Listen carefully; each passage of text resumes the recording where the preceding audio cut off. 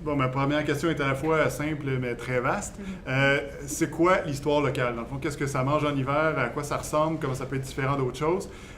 Donc, pour aborder ça, puis on va aller vers la classe après. Donc, je commencerai avec Annick sur cette question-là.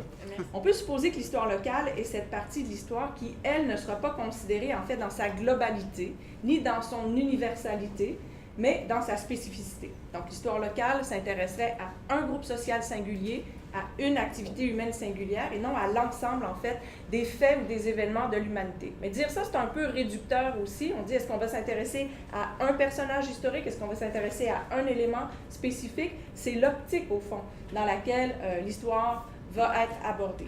Alors, en d'autres mots, si on veut, l'histoire locale va concerner les recherches, les publications historiques qui sont centrées sur un territoire donné. Et ce territoire est en général volontairement limité. Donc, on ne va pas nécessairement aborder l'ensemble d'une province, ça peut être ça également, dans une perspective plus large, mais une localité, une ville, une zone géographique également qui va être encore là très spécifique. Donc, aborder l'histoire locale nous amène très vite à cerner le patrimoine local également, puisque dans le fond, le patrimoine local est un peu un témoin de cette histoire-là, si on veut. Bon, Annick a fait le tour, je pense, de la définition comme telle. Moi, ce que je retiendrai là-dedans, c'est beaucoup l'idée d'espace géographique délimité, particulièrement le quartier. Parce que, bon, moi, ma vision, c'est une vision comment ça peut se concrétiser dans une perspective d'enseignement de l'histoire. Donc, cette idée d'espace délimité d'un quartier dans lequel on va retrouver, par exemple, des jardins, on va retrouver un édifice, un monument, j'appellerais ça des documents patrimoniaux parce que l'intérêt du document, pour nous, est important. Alors, comme ces documents patrimoniaux racontent l'histoire des communautés, racontent l'histoire rappellent les origines de ces communautés-là. Alors, moi, c'est ça qui m'intéressait le plus. Mais en même temps, c'est beaucoup dans le sens de comment on peut utiliser notre environnement pour faire de l'histoire nationale. C'est un peu le lien que j'aimerais faire, l'histoire locale, mais comment ça peut s'accrocher à l'histoire nationale, j'en parlerai pas tout de suite, mais si on peut amener les élèves à l'extérieur, leur demander pourquoi cette usine est là, pourquoi elle a été construite, pourquoi la plupart des commerces sont sur telle rue, pourquoi c'est qui monsieur un tel, quel rôle il a joué dans la communauté. Bref, les faire prendre conscience qu'au final, ce qu'on a autour de nous, c'est aussi l'histoire et ça contribue à construire l'histoire nationale. Donc, l'histoire locale permet à l'élève d'ancrer l'histoire dans la réalité, dans quelque chose de tangible. Et moi, je crois que l'élève est plus attiré par sa propre histoire, par son propre environnement, par l'histoire des gens ordinaires aussi, les gens, la vie quotidienne.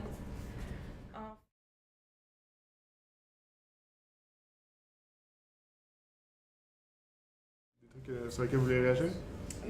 Pour moi, c'est une question d'échelle, je pense, parce que j'enseigne à Verdun, je n'utilise pas seulement l'histoire locale de Verdun, je vais aller piger dans d'autres quartiers, je vais aller aussi je suis native du lac Saint-Jean, dans le développement, par exemple, dans la colonisation des régions, je vais aller faire un peu d'histoire locale là aussi, je me le permets. Je mets une priorité sur ce qui entoure les élèves, ce qu'ils peuvent voir, ce qu'ils peuvent expérimenter, mais je ne laisse pas complètement de côté l'histoire locale des autres quartiers, des autres régions.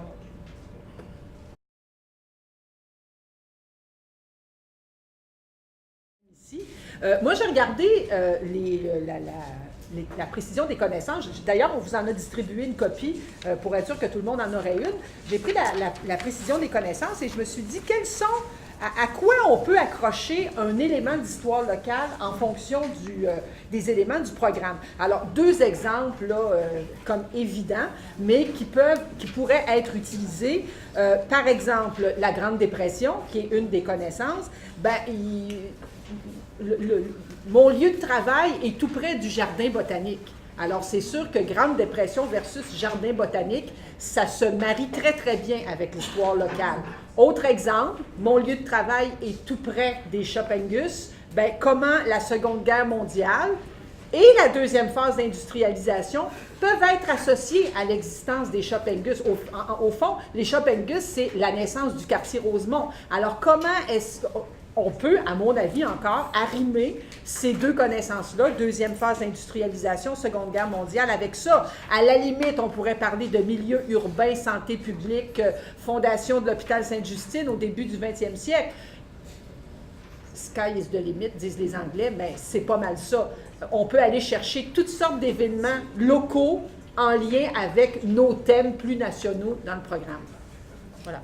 On fait des visites de quartier. Le quartier du 1000 Carrés Dorés est juste tout autour du musée McCord. Ça tombe bien. C'est un type d'histoire locale, si on veut.